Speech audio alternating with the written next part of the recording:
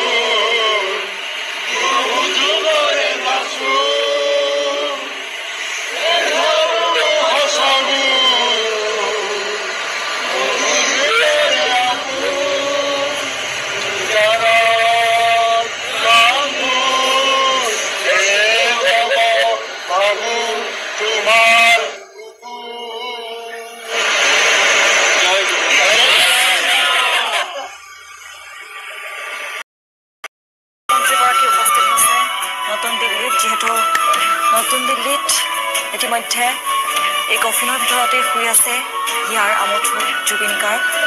আৰু ইতিমধ্যে যিহেতু মুখ্যমন্ত্ৰীগৰাকীয়ে এনেদৰে শেষ শ্ৰদ্ধাঞ্জলি জ্ঞাপন কৰিছে, ইয়াৰ দৃশ্যাংশ আমি পোনপটীয়াকৈ দেখুৱাই আছোঁ। যিটো এই কফিনটোৰ ভিতৰতেই শুই আছে আমাৰ মৰমৰ হিয়াৰ আমঠু জুবিন গাৰ্গ। আৰু জুবিন গাৰ্গক এবাৰ চাবলৈ, শেষ শ্ৰদ্ধাঞ্জলি জ্ঞাপন কৰিবলৈ এনেদৰে অনুৰাগীসকলৰ ভিৰ পৰিলক্ষিত হৈছে। তাৰ সমান্তৰালকৈ এয়া মুখ্যমন্ত্ৰী এনেদৰে শেষ শ্ৰদ্ধাঞ্জলি জ্ঞাপন কৰিছে শুই থকা জুবিন গাৰ্গৰ কফিনটোত। আৰু এই কলা কফিনটোৰ ভিতৰতেই শুই আছে হিয়াৰ আমঠু সকলোৰে মৰমৰ জুবিন গাৰ্গ। আৰু জুবিন গাৰ্গক এনেদৰে এজন এজনকৈ সকলোৱে শ্ৰদ্ধাঞ্জলি জ্ঞাপন কৰিছে। আৰু এয়া হৈছে কেন্দ্ৰীয় ৰাজ্যিক মন্ত্ৰী পবিত্ৰ মাৰ্ঘেৰিটা। মুখ্যমন্ত্ৰীৰ পিছত কেন্দ্ৰীয় ৰাজ্যিক মন্ত্ৰী পবিত্ৰ মাৰ্ঘেৰিটাই শেষ শ্ৰদ্ধাঞ্জলি জ্ঞাপন কৰিছে। আৰু ইয়াৰ পাছতে